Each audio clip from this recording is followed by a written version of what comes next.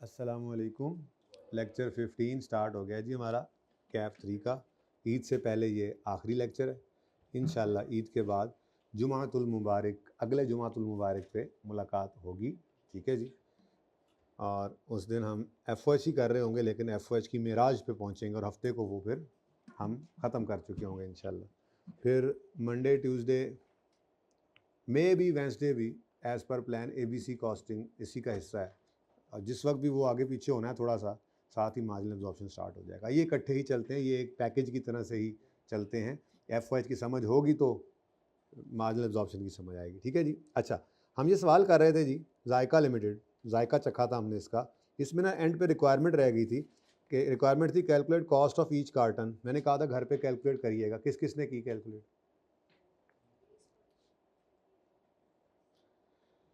अच्छा जी, टोटल बताएं ज़रा जल्दी से।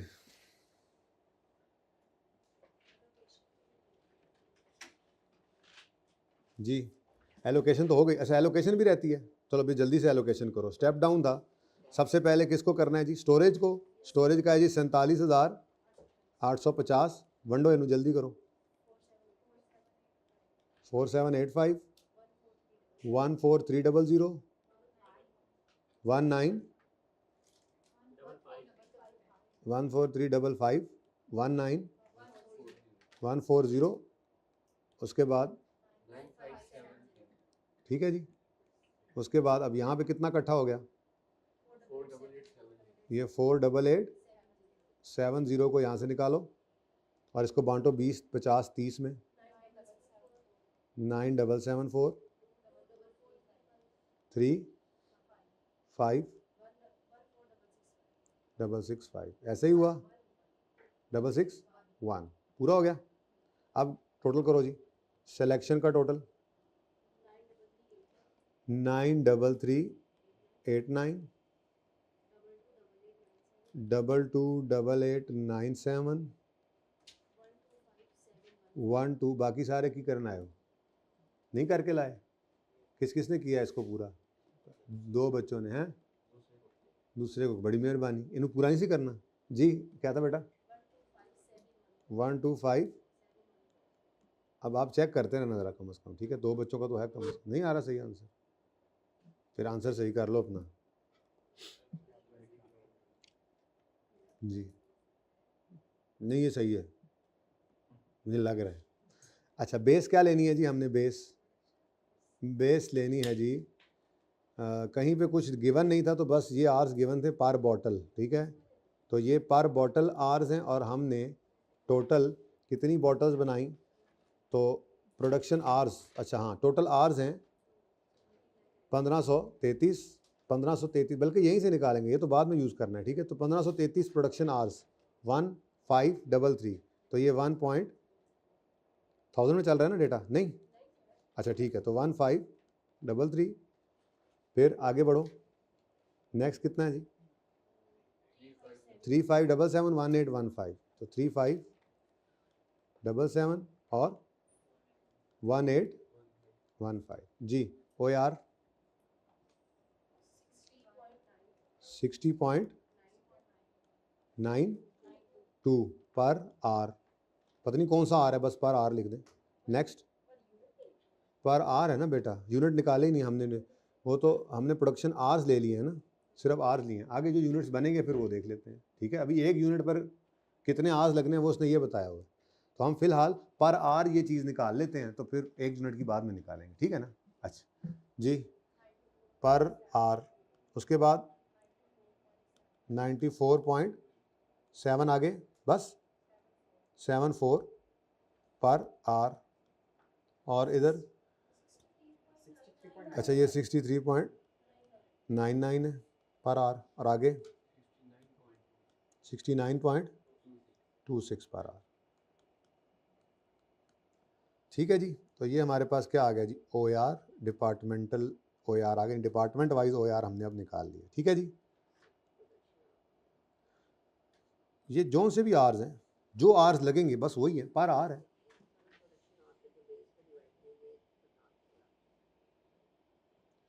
देखो ना बेटा, हमारे पास FOH निकल आए। अब हमने इन FOH को पर आर करना है। तो आर्स कहाँ गिवन है? पूरे सवाल में यही तो गिवन है। ये तो वो कह रहा है एक बॉटल पर कितने लेबर आवर्स लगते हैं, तो वही लेबर आवर बेसिकली, उसको लेबर आवर ही लिखना चाहिए था ऊपर, total labour hours. Production hours, तो प्रोडक्शन आवर्स मतलब यही है जिन आवर्स में प्रोडक्शन हो रही है, तो वही लेबर आवर्स भी होंगे। खैर चलो, सवाल के अंदर थोड़ी बहुत होती है। बहरहाल ये टोटल आवर्स गिवन है, टोटल आवर्स, और ये पर बॉटल आवर्स कितने लगते हैं वो हैं। ठीक है, तो आप अगर आप यूनिट्स निकालना चाहें तो आप ये कर सकते थे कि टोटल आवर्स इतने डिवाइड बाय 0.1 करें तो कितने यूनिट्स यहाँ से गुजरे होंगे, लेकिन इसकी जरूरत नहीं है हमें, क्यों करें ये काम। ठीक है, सही है। अब अगली बात रिक्वायरमेंट तो अभी भी नहीं पहुंचे। रिक्वायरमेंट क्या थी असल में, कॉस्ट ऑफ ईच कार्टन। इसका मतलब ये सारी कहानी क्या थी, वर्किंग नंबर 1। ठीक है, अब वर्किंग 1 होगी पूरी। अब हमारी आती है रिक्वायरमेंट।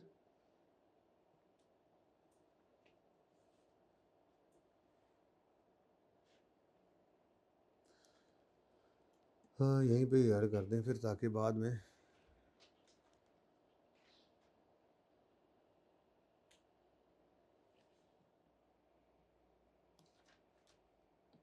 ये क्यों नहीं हिलजुल रहा, पता नहीं इसको क्या डेथ पड़ गई है। ठीक है जी, ये हमारी होगी जनाब वर्किंग नंबर 1। अब इसी को यूज़ करते हैं और अब हम अपनी रिक्वायरमेंट पे जाते हैं। क्या रिक्वायरमेंट है जी, कॉस्ट पर कार्टन निकालनी है, कॉस्ट पर कार्टन निकालनी है। लेकिन कार्टन को तो मैंने कहीं पे देखा ही नहीं, मैं तो पर यूनिट पे जा सकता हूँ शायद आसानी से, क्योंकि उसने नीचे जो डेटा दिया क्या कहता है, raw and packing material cost है 36 रुपये और लेबर कॉस्ट है 25 रुपये ऑन ईच बॉटल। तो पर यूनिट ये कॉस्ट गिवन है, ये भी पर यूनिट यानी पर बॉटल गिवन है, और यहाँ पे लेबर आवर्स भी पर बॉटल ही गिवन है। और लेबर आवर्स की बेस पे, इन्हीं आवर्स की बेस पर, इनको मैं लेबर आवर्स ही ज्यूम कर सकता हूँ जो प्रोडक्शन आवर्स हैं, इन्हीं आवर्स की बेस पे मैंने एफओएच भी निकाला है डिपार्टमेंट वाइज। ठीक है, तो पहले मैं पर आवर यानी पर बॉटल ही कॉस्ट निकाल लेता हूँ। ठीक है, तो direct material cost per bottle सवाल में गिवन है, रुपीज कितने, 36 था, रुपीज 36। फिर direct labour cost per bottle 25 rupees. उसके बाद एफओएच कॉस्ट भी पर बॉटल, और टल जाओ एब्जॉर्ब्ड। अब ये वो यार निकला है, और जो आवर्स वर्क हुए पर बॉटल लगते हैं उसके हिसाब से अब्जॉर्ब करवा लेंगे। ठीक है, जैसे डिपार्टमेंट सिलेक्शन डिपार्टमेंट में एक बोतल पर कितने घंटे लगते हैं, 0.1, और जब 1 घंटा 0.1 आवर लगता है तो उस वक्त 0.1 लेबर आवर या 0.1 आवर जब लगता है तो उस वक्त कितने रुपए उस पर आवर के हिसाब से एफओएच लग रहा है। तो इसको 60.92 पर आवर से आर मिटा दूं तो ऐसे कर दूं, ऐसे तरह। ठीक है, तो 60.92 प्लस अगले, अब ये एक ही प्रोडक्ट है, ये 3 डिपार्टमेंट से होकर आती है, तो जैम मेकिंग डिपार्टमेंट में कितने लेबर आवर्स लगते हैं, 0.25, और हर लेबर आवर जब लगता है तो लेबर कॉस्ट तो ये आ रही है ना, पर बॉटल निकाल दी उन्होंने, लेबर कॉस्ट तो अलग निकाल दी उन्होंने, उसमें अलग मुसीबत पड़नी थी, लेकिन एफओएच भी तो उसी हिसाब से चले, जितने घंटे लेबर काम करेगी उतने घंटे मशीनें चलेंगी, एफओएच निकलेंगे ये सारे। ठीक है, तो पॉइंट कितना, 0.25 आवर्स लगते हैं, और इस डिपार्टमेंट का 63.99 रेट है, तो इंटू 63.99 कर दिया। ठीक है जी, प्लस, और जब आखिरी डिपार्टमेंट पहुंचते हैं तो वहां पर कितने लेबर आवर्स लगते हैं, 0.15, तो 0.15 मल्टीप्लाई किया आपने इसके साथ 69.26,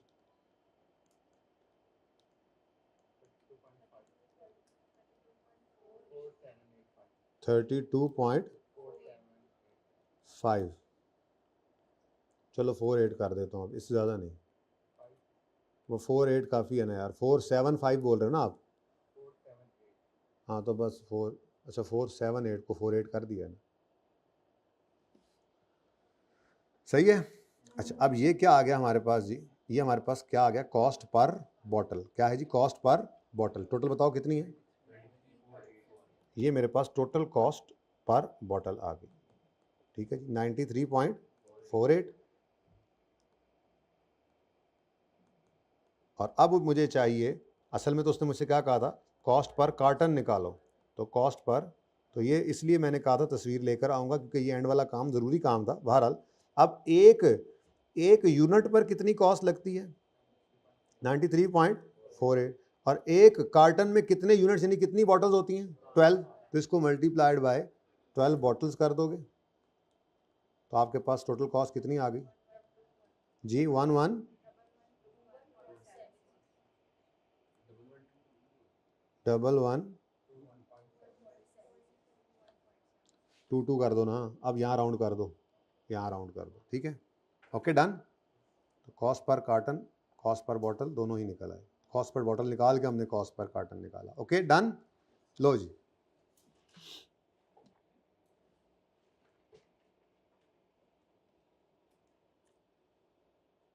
सही है। कोई क्वेश्चन? ये एब्जॉर्ब करवाए, ये हमने कैलकुलेट किया। ओ यार, ये ड्यूरिंग द पीरियड एब्जॉर्ब करवाया। अब पीरियड एंड पे एक्चुअल होते तो उनसे अंडर ओवर निकाल लेते, जो कि आज हम सीखेंगे, ठीक है। तो चलें अगला काम करें अब। अच्छा, आपको यहाँ तक कोई क्वेश्चन तो नहीं है? आपको इससे अगला सवाल नहीं, इससे पिछला सवाल होमवर्क में दिया था, इसका सलूशन मैंने आप लोगों को भिजवाया था अलग से। उसकी वजह यह है कि ये नोट्स वाले बुकलेट में नहीं है, इसलिए ये फटाफट फिर आपको बना के भेजा। ओके, तो इसलिए आपने इसको संभाल लेना है। सॉफ्ट में भी आ गया, हार्ड में भी आ गया। ओके, सही है। इसको अब घर चेक कर लेना। आसान सवाल था, गलत नहीं हुआ होगा, इंशाल्लाह सही हुआ होगा। सवाल सही हो रहे हैं अब। सवाल आधा पौना सवाल, आधे से भी ज़्यादा सवाल सही हो रहा होता है अब आपका, बगैर देखे। बस बगैर देखे चलते रहना अगर इस दफ़ा में पास होना है तो इंशाल्लाह, ठीक है। अच्छा जी, इसको मैं तो ओके तब लिखूंगा जब आप लोग, कोई एक बच्चा तो किसी एक ने सोल्यूशन देखा हो। कितनों ने देखा सोल्यूशन? सही निकला? ओके, मैं इसको ओके कर रहा हूँ। किसी का सवाल हो तो मुझसे वो ईदों बाद पूछ सकते हैं, ठीक है। 23वां मैंने करवा दिया आपको। अब 24वां और 25वां है ईदों बाद, अभी के अभी।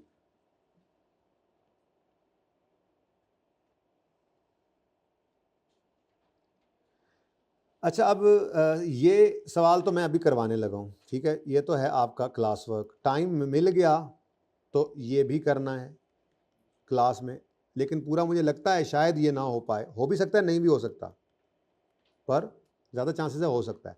26 भी होमवर्क है, फिर 27, 28, 29 को आप ज़रा छोड़ दीजिएगा। वैसे 29 तो छोड़ दीजिएगा भी, ठीक है। और 30 भी आप कर सकते हैं और 31 भी। तो ये होमवर्क आपका ज़रा ज़्यादा है, ईद का टाइम है। मैं अभी रिपीट करता हूँ, मैं किधर टुट गया, इतने ही बैठा वाले। तो लिखना शुरू करें। क्वेश्चन 31, 30, 26 ये तो हैं होमवर्क में। अगर 25 पूरा ना हो तो वो भी कंप्लीट करना है। यानी 3 सवाल हैं, 6 छुट्टियों में सिर्फ 3 सवाल हैं। मरन आले हो जाते हो। 25 मैंने लिख दिया है होमवर्क एहतियातन, लेकिन मुझे लगता है कि हम कर लेंगे इंशाल्लाह। टाइम काफ़ी पड़ा है, ये सवाल इतने टाइम नहीं लेगा अगर आप बात को पकड़ गए तो, ठीक है। कहता है कंप्यूट करो pre determine overhead rate for each department. यही काम हम करते आ रहे हैं।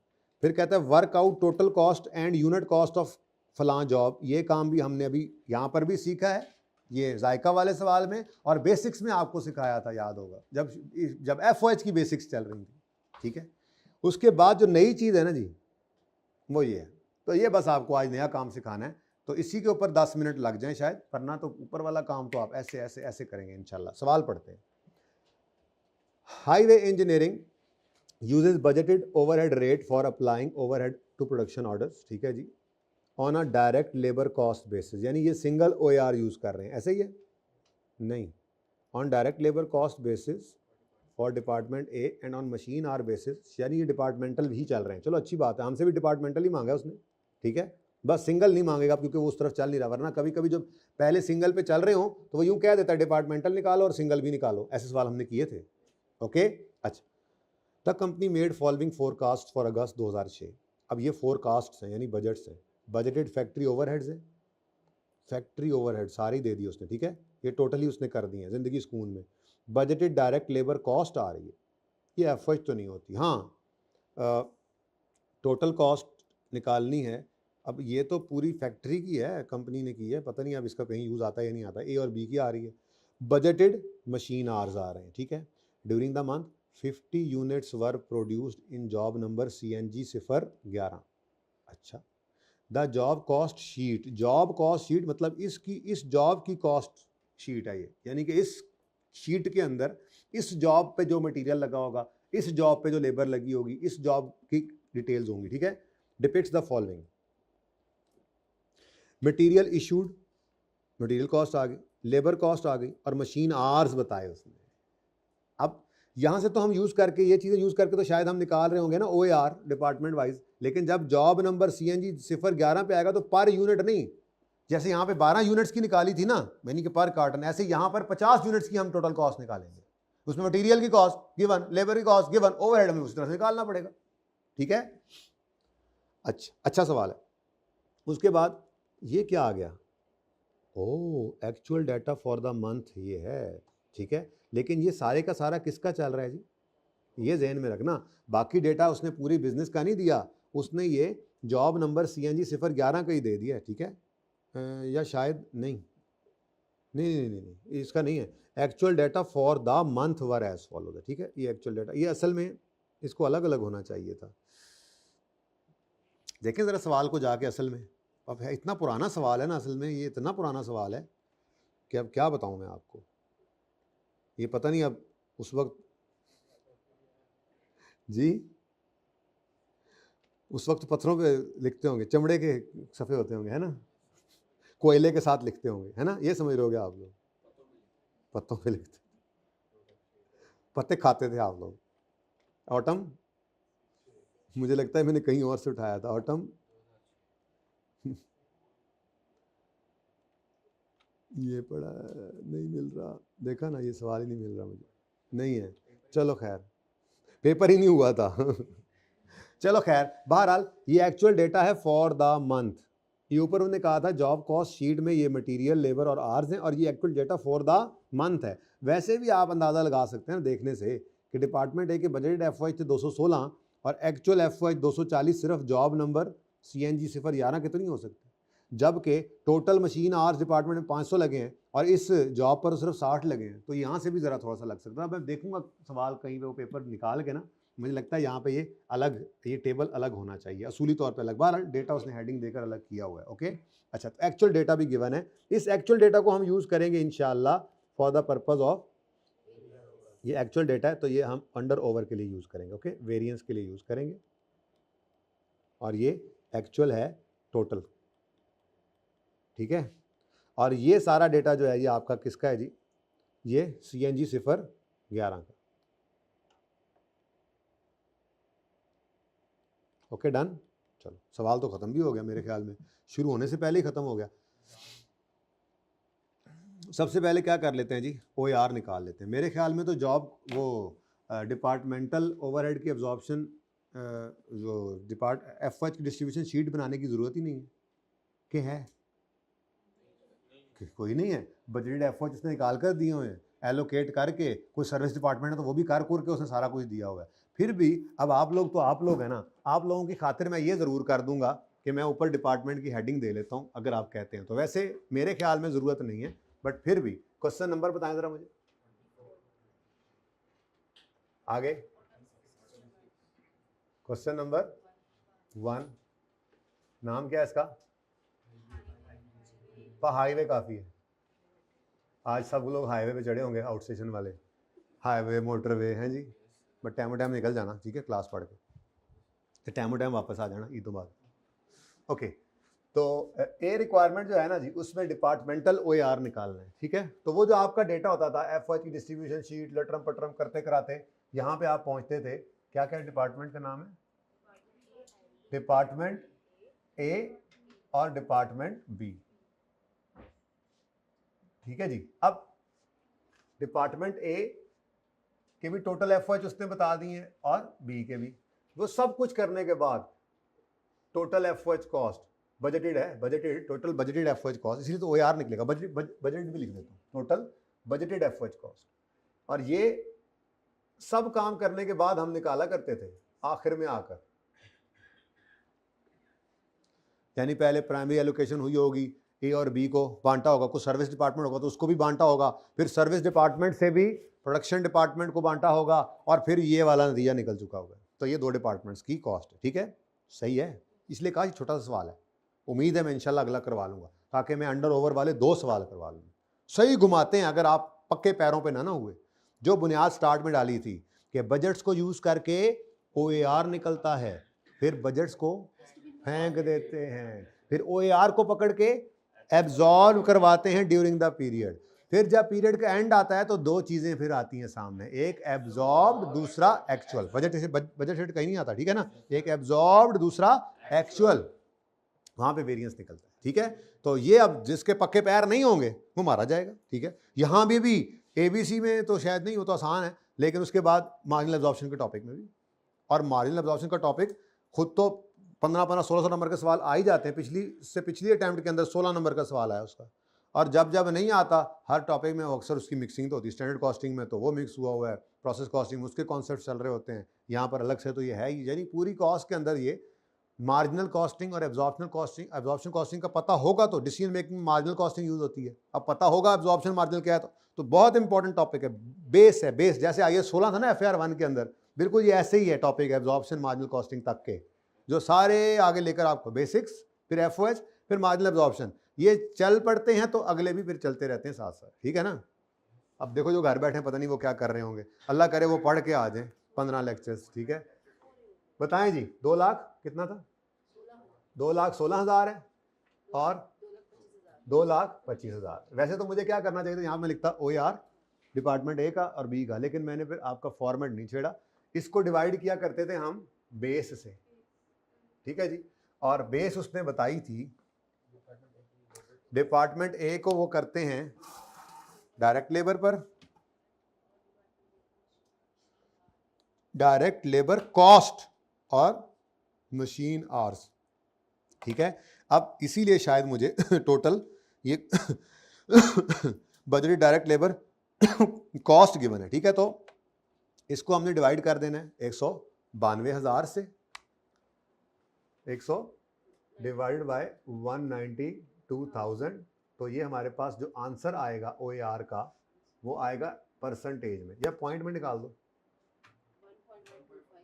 1.125, या इसको इंटू 100 कर दें तो ये कितना बन जाएगा, 112.5% ऑफ डायरेक्ट लेबर कॉस्ट। ये बात समझ आती है?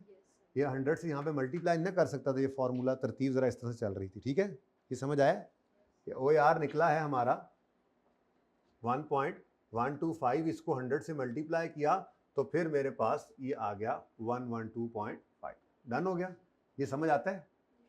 नेक्स्ट, ये किसी को समझ ना आया हो, ये असल में ये इस तरह से हुआ है ना, OAR डिपार्टमेंट A का मैंने निकाला है जी 2,16,000 रुपीज़, 2,16,000 डिवाइडेड बाय रुपीज़ 1,92,000।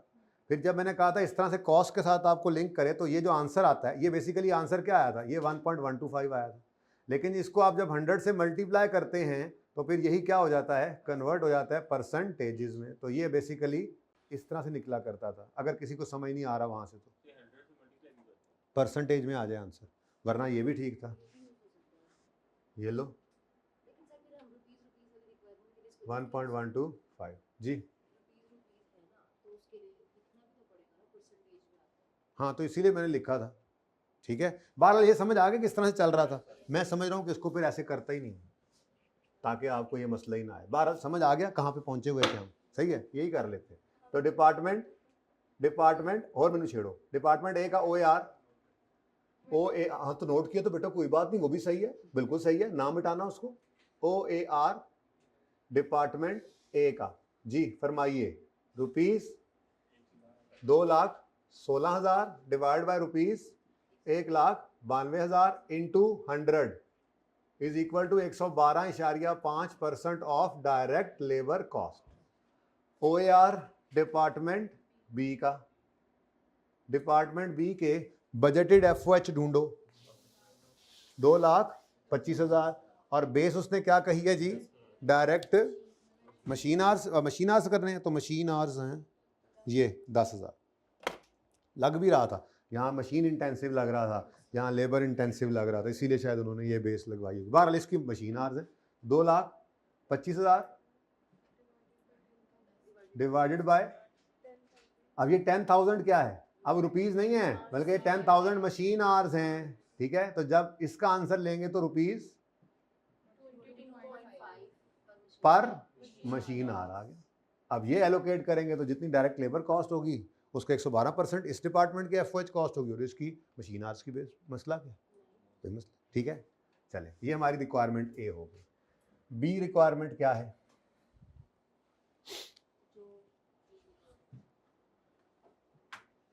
ये पुराना काम है, कोई नया काम नहीं किया, ठीक है।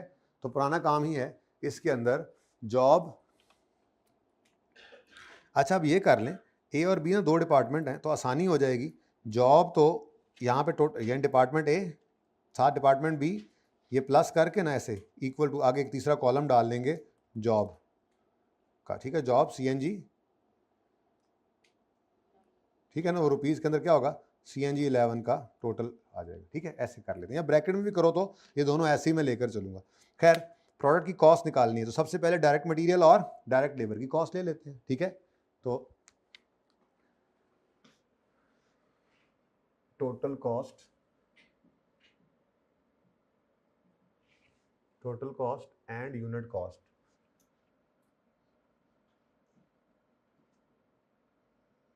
Of job number CNG 11,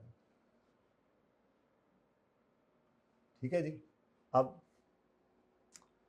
direct material cost, इधर देखो ज़रा, डायरेक्ट मटेरियल की कॉस्ट जो है वो ऐसे डिपार्टमेंट ए में भी लगी है, डिपार्टमेंट बी में भी लगी है, ठीक है ना। तो इनका दोनों का टोटल करेंगे, यहाँ पे हम यहीं पे रुपीज़ निकाल लेंगे, ठीक है जी। ये रुपीज़ जो होगा ये टोटल होगा दरअसल पूरी जॉब पर जो कॉस्ट आई, ठीक है। अब मुझे बताओ ए डिपार्टमेंट में जॉब CNG 011 पे कितनी कॉस्ट लगी है मटेरियल, 1500 रुपीज़ में ही है, ठीक है। और बी में कितनी लगी है, तो 1500 जमा 2250 ये डिपार्टमेंट बी में लगी। तो टोटल इस जॉब पर कितनी कॉस्ट हमारी लग गई जी, 3750। समझ आई बात। उसके बाद डायरेक्ट लेबर कॉस्ट है जी, डायरेक्ट लेबर कॉस्ट भी ऐसे ही आपकी डिपार्टमेंट ए में लगी 1800 की, यानी ये CNG 011 जो जॉब है ये इन दोनों डिपार्टमेंट से होकर गुजरी ना। तो कुछ मटेरियल ए में लगा, कुछ बी में लगा, कुछ लेबर ए में लगी, कुछ बी में लगी, कुछ ओवरहेड्स ए में लगे, कुछ बी, पूरी जॉब की कॉस्ट दोनों डिपार्टमेंट की कॉस्ट से मिलकर ही बनेगी ना, ठीक है। तो 1800 और 1250, 1800 प्लस 1250, 3050, ठीक है। उसके बाद जनाब आपकी फेवरेट आती है FOH की कॉस्ट, ठीक है। अब FOH की कॉस्ट जो है वो भी ऐसे ही डिपार्टमेंट ए के अंदर भी लगी है और बी के अंदर भी। अब डिपार्टमेंट ए में क्या है OAR 112.5% ऑफ, अब जाहिर है डिपार्टमेंट ए का ही मटेरियल कॉस्ट होगा।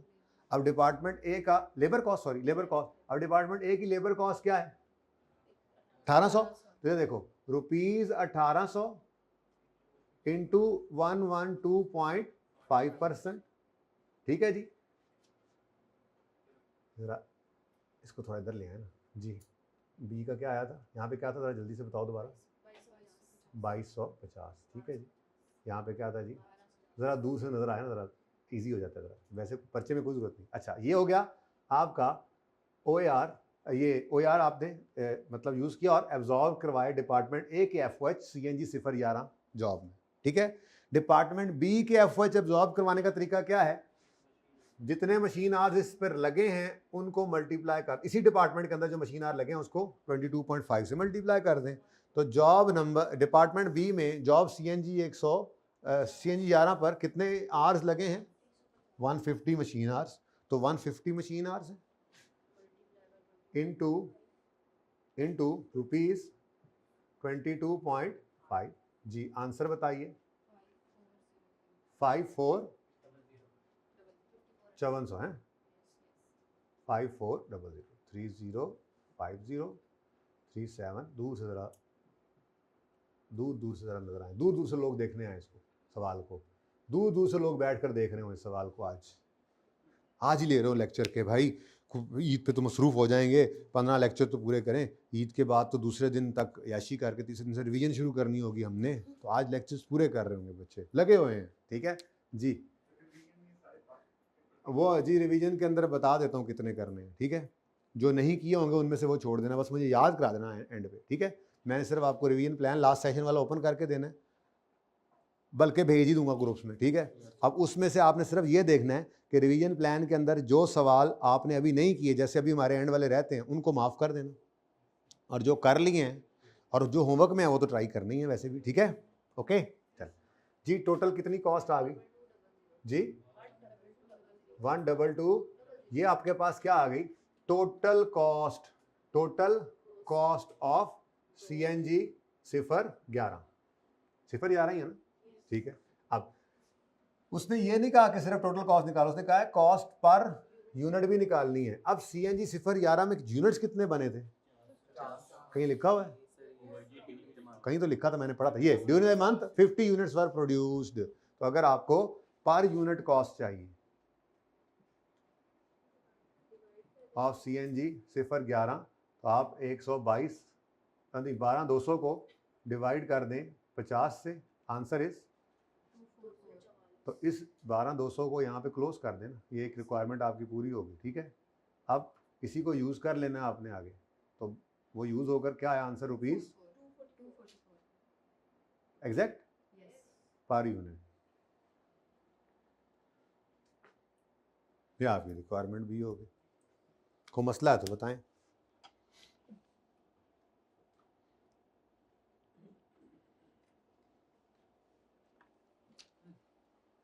ठीक है, अच्छा अब ये जॉब देखो, ये बिजनेस का टोटल उसने कहा OAR निकालो, और ये बिजनेस का ही टोटल अंडर ओवर मांग रहा है। ठीक है ना, ये बीच में उसने एक लुच फ्राई किया हुआ था, हमने उसको साइड पे कर लिया। ठीक है, 50 यूनिट्स बनाए, 500 कहीं और बना दें, 200 कहीं बनाएं, जो मर्जी करें। अब हमारे पास OAR भी गिवन है और डेटा दूसरा गिवन होगा तो हम निकाल सकते हैं। ठीक है, लेकिन अब क्या कहते हैं एंड पे? कंप्यूट करो under over applied overheads for each department. अच्छा, अभी इसका ट्रीटमेंट क्या है? ये ईद के बाद, ये ईदों बाद, ठीक है ना, अभी तो ये निकालना सीख रहे हैं कि निकालें कैसे, फिर इसका ट्रीटमेंट क्या होगा ये इंशाल्लाह फिर कभी। ठीक है, हाँ, जो जुमे को नहीं आएगा वो मिस करेगा ना बहुत कुछ तो लोग आज मिस करेंगे चीज़ें, कुछ लोग जुमे वाले दिन, आज जुमे से जुमा है, जुमे से लेकर जुमे तक मिसिंग्स ही मिसिंग्स। लेकिन मुझे पता है जो आज घरों को जा रहे हैं, ये लेक्चर उनको कल जब मिलेगा तो ये कल बैठे घर पे ले रहे होंगे लेक्चर इंशाल्लाह। सारे बोलो इंशाल्लाह। अच्छा, अब ईच डिपार्टमेंट, हर डिपार्टमेंट का आपने वेरिएंस निकालना है। ठीक है जी, तो उसके लिए मुझे बताएं अंडर ओवर अप्लाइड बेसिकली किसको कहते हैं? वेरिएंस जो निकालना है, तो वेरिएंस में आपको क्या सिखाया हुआ है? मुझे जाके वो टेबल खोलने की ज़रूरत है या आपको याद है? इतनी बार बोला था हमने, वेरिएंस के अंदर हमने कौन कौन सी दो चीज़ें कंपेयर करनी है जी? एब्जॉर्ब्ड और एक्चुअल। एब्जॉर्ब्ड और, अब एब्जॉर्ब्ड मेरे पास मौजूद है ना अब तो, है ना? कितने भला? कितने? 5400 एब्जॉर्ब्ड FOH है, लेकिन सिर्फ CNG 011 के हैं। हूँ ना करें, सिर्फ CNG 011 के हैं, पूरे बिजनेस के तो एब्जॉर्ब्ड नहीं हैं। हद हो गई। हाँ, एक्चुअल मेरे पास अवेलेबल हैं, अवेलेबल ये हैं अवेलेबल, डिपार्टमेंट A के टोटल, डिपार्टमेंट B के टोटल, लेकिन मुझे नहीं अवेलेबल इस वक्त कौन से? एब्जॉर्ब्ड वाले टोटल बिजनेस के, सारे बिजनेस के पूरे पीरियड के। ठीक है, तो एब्जॉर्ब्ड तो एक्चुअल तो मुझे अवेलेबल है, बस मुझे निकालने क्या हैं? अब ये आपको निकालने सिखाए हुए हैं। अगर आपका डिपार्टमेंट A में OAR जो है वो एब्जॉर्ब करवाने का रेट डायरेक्ट लेबर कॉस्ट से जुड़ता है, तो फिर आपको पूरे साल की या पूरे पीरियड की या पूरे कॉस्ट में, मैंने आपको बताया था शुरू में कि एक हफ्ता भी हो सकता है पीरियड आपका, एक महीना भी, नॉर्मली एक महीना होता है जी। मैनेजमेंट अकाउंट्स जो होते हैं ना, ये मंथली बेसिस पर बनते हैं। ठीक है, तो अगर मिसाल के तौर पे एक महीने का डेटा है सारा, तो उसने अगर डिपार्टमेंट A में OAR को जोड़ा है इसके साथ डायरेक्ट लेबर कॉस्ट के साथ, तो उसको पूरे महीने की डायरेक्ट लेबर कॉस्ट फिर देनी भी पड़ेगी, जो कि उसने एक्चुअल डेटा में दी भी हुई है। ठीक है, अब वो अलग बात है कि आपने किस डिपार्टमेंट की उठानी है और किसको इग्नोर करना है।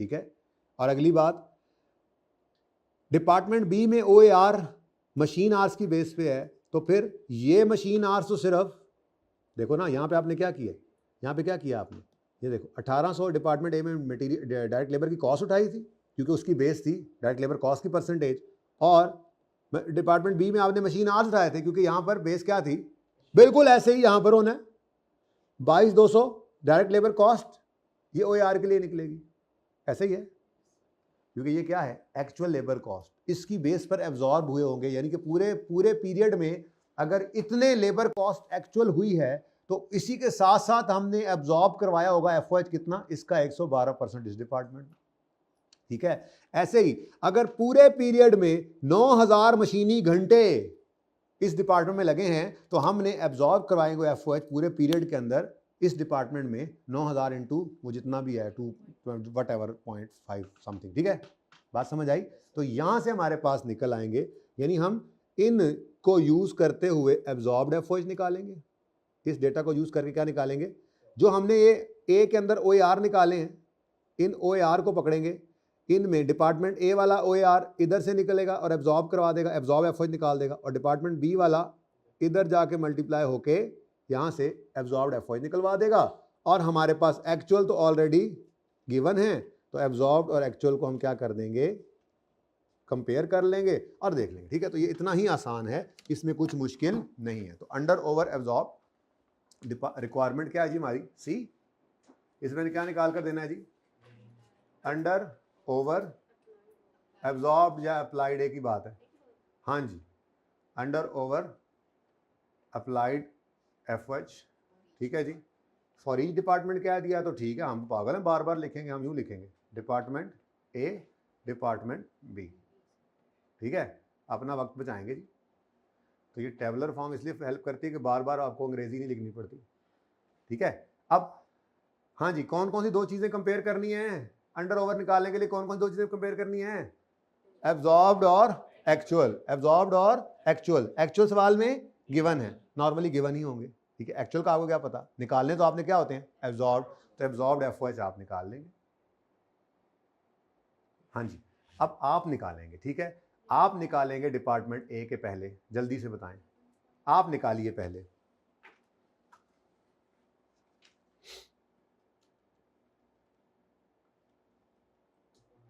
तसल्ली से घर पे इन सवालों को दोबारा करोगे तो समझ आएगी, पहली बार है ना अंडर ओवर सामने आया, 24 पता नहीं समथिंग कैसे निकाला, ये मैं बता देता हूँ, फिर अब आंसर भी निकल आएगा। इधर देखो, ये तो एक्चुअल FOH है ना, एक्चुअल FOH, और FOH हमने बजटेड नहीं यूज किए थे, बल्कि उनको यूज करके OAR निकाला था, और डिपार्टमेंट ए का OAR क्या था, 112.5% ऑफ डायरेक्ट लेबर कॉस्ट, यानी कि जब कभी 100 रुपया लेबर कॉस्ट इनकर करते हैं डिपार्टमेंट ए के अंदर 112.5 रुपये ओवरहेड्स के लगते हैं, ऐसे ही है।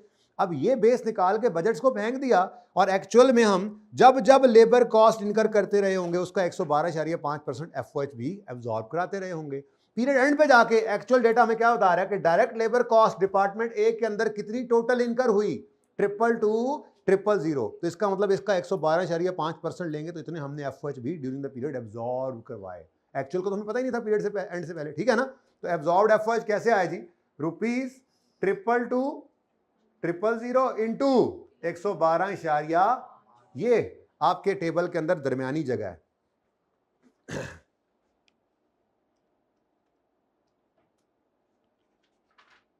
ये है इधर आप, ये एब्जॉर्ब्ड FOH, देखो इस इत्तेफाक से ये देखो डिपार्टमेंट ए का एब्जॉर्प्शन रेट, उधर मैंने दोनों मशीन आवर्स में निकाला था ना, तो इस तरह से निकल रहा था। यहाँ पे हमारा पास मसला क्या है, डिपार्टमेंट ए का as a percentage of direct labour cost है, बी का मशीन आवर्स वाला ही है।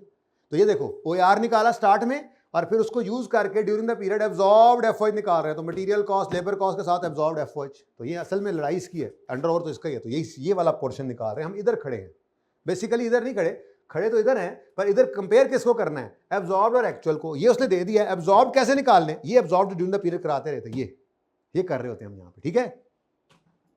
समझ आ रही है, तुम्हें देख के मुझे क्यों लगता है हमेशा कि तुम्हें समझ नहीं आ रही, मैं सही से बताया करो, फ्रॉड नहीं लगाना मेरे साथ, फ्रॉड लगा रहे हो हैं कसमें। चलो ले जी, तो अब OAR स्टार्ट में निकाला था, और क्या था डिपार्टमेंट ए का OAR, as a percentage of direct labour cost, अब ड्यूरिंग द पीरियड जितनी लेबर कॉस्ट लगती रही होगी उसका 112% हम एब्जॉर्ब कराते रहेंगे एफओएच। तो हम जितनी लेबर कॉस्ट लगी अगर वो हमें बता दे तो हम एफओएच निकाल सकते हैं एब्जॉर्ब वाले।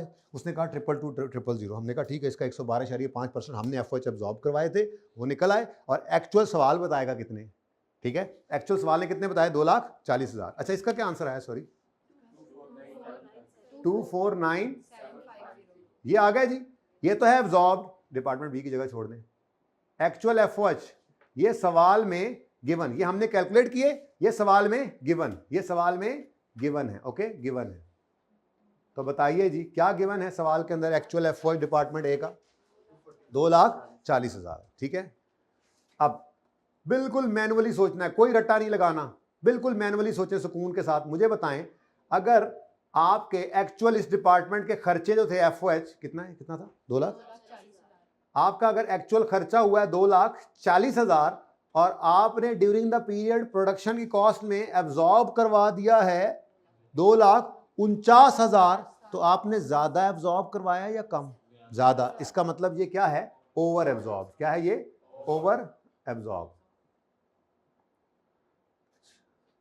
अच्छा, अब कभी भी इन साइंस के साथ आपने नहीं चलना, ठीक है, ओवर भी हो सकता है, अंडर भी हो सकता है, लेकिन अब चूंकि एक तरतीब में आपके सामने आज रखने लगा हूं, ठीक है, और वो तरतीब आज रख रहा हूं, इंशाअल्लाह अल्लाह ने चाहा तो आखिरी क्लास तक भी यही तरतीब चलेगी।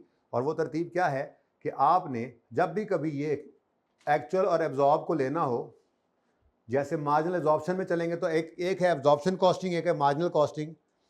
मैं हमेशा आपके लिए एब्जॉर्ब पहले रखा करूंगा, जो दूसरी चीज होगी ना जिस भी टॉपिक में वो बाद में हुआ करेगी। एज अ रूल इसको डिसाइड कर लेते हैं, ठीक है ना। तो किसी एक चीज को तो ऊपर रखना ही है। अब मैंने 249 में से एक्चुअल को जब माइनस किया तो आंसर क्या आया, पॉजिटिव आया ना, पॉजिटिव 9750। तो पॉजिटिव 9750 लिख दें इधर। लेकिन मैं कभी भी ये नहीं कहूंगा आपको कि आपने इस तरह प्लस माइनस से याद करना है। क्या आपको प्लस माइनस से मैंने समझाया, कितना आराम से आपको खुद समझ आ रहा है लॉजिकली समझ कर। लेकिन चूंकि अब एक टेबल बना दिया ना तो मुझे दोनों आमने सामने दिखाने हैं, तो इसलिए मैं जरा इस तरह से साइन लगा रहा हूं, ठीक है ना, ओके। तो सही है, तो पॉजिटिव आ गया, यानी एब्जॉर्ब। अब ये ना लॉजिकल भी बन गया ना फॉर्मूला एक तरह से, लेकिन मैंने समझाया, रटा नहीं लगवाया, ठीक है। एब्जॉर्ब ज्यादा थे एक्चुअल से तो पॉजिटिव आया, मतलब ओवर एब्जॉर्ब हो गए, ठीक है। और अगर मिसाल के तौर पे ये आते 249 और ये एक्चुअल होते 250, तो फिर क्या होता, ये माइनस में आंसर आता। और हम क्या कहते, एब्जॉर्ब करवाए थे 249, असल में आए 250, तो कुछ कम एब्जॉर्ब हुए हैं, अंडर एब्जॉर्ब रह गए हैं। ट्रीटमेंट क्या है वो मैंने अभी नहीं सवाल में सिखाया, अभी तो सिर्फ बताया जा रहा है कि अंडर ओवर निकालना कैसे। स्लो स्लो स्लो चले, स्टेप बाय स्टेप, ओके। अगले डिपार्टमेंट पे चले, एब्जॉर्ब्ड एफओएच निकालने हैं डिपार्टमेंट बी के। अब डिपार्टमेंट बी का ओएआर हमने जो स्टार्ट में निकाला था वो मशीन आवर्स की बेस पे था, पर मशीन आवर है।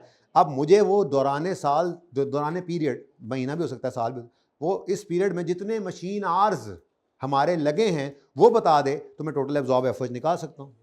तो उसने क्या बताया, ये देखो एक्चुअल डेटा में machine hours 9,000 total machine hours लगे। तो हमने फिर डिपार्टमेंट बी में कितने एफओएच एब्जॉर्ब करवाए होंगे ये हम निकाल लेते हैं जी। तो इधर देखो जी, 9,000 मशीन आवर्स इंटू ₹22.5 पर मशीन आवर जी, 2025 आ गए तो ठीक है जी। लें जी, 2,02,500 डिपार्टमेंट बी में एब्जॉर्ब्ड एफओएच हैं, जबकि सवाल क्या बता रहा है, एक्चुअल कितने आए हैं, 2,07,000। अब मैंने नहीं कहा साइन लगाओ या प्लस माइनस लिखो, मैं तो कह रहा हूं मैनुअली समझो, सोचो और मुझे जवाब दो। हमने ड्यूरिंग द पीरियड एब्जॉर्ब करवाए, मतलब एब्जॉर्ब करवाने का मतलब होता है प्रोडक्ट की कॉस्ट, जितनी हमने प्रोडक्शन की दौरान पीरियड, उसमें हमने एफओएच की कॉस्ट, कितनी प्रोडक्ट की कॉस्ट को एलोकेट की, जो कॉस्ट ऑफ सेल का हिस्सा बन चुकी है, ठीक है। तो हमने कितनी कॉस्ट एलोकेट की, 2,02,000। लेकिन जब एंड पे बिल शिल आए तो पता लगा एक्चुअल कॉस्ट इस डिपार्टमेंट कितनी है, 2 लाख। हमने कहा हो कुछ कम रह गई एब्जॉर्ब होने से, तो ये क्या है, अंडर एब्जॉर्ब। लेकिन अगर आप हमेशा एब्जॉर्ब को ऊपर ही रखेंगे, हम तो हमेशा, तो अगर आप इसमें से इसको माइनस करते हैं तो आपका आंसर जो है वो कितना, 4,500 माइनस में आ गया। तो अगर ये इक्वेशन बनाकर रखें ना तो आपका अंडर एब्जॉर्ब जो हुआ करेगा, अंडर एब्जॉर्ब माइनस में आया करेगा। अगर आप एब्जॉर्ब को हमेशा अपनी इक्वेशन में पहले रखेंगे तो ओवर पॉजिटिव और अंडर माइनस। लेकिन प्लीज ऐसे याद नहीं करना, ये तो सामने बन गया तो मैंने बना दिया, हमने ऐसा थोड़ी सोचा है, हम तो लॉजिकली सोच के पहुंचे हैं इस नतीजे पर। एब्जॉर्ब्ड और एफओएच, एब्जॉर्ब और एक्चुअल का डिफरेंस है। एब्जॉर्ब अगर ज्यादा है एक्चुअल से तो ओवर, और अगर एब्जॉर्ब कम है एक्चुअल से तो अंडर। ओके, पार्ट 2 शुरू कर लें।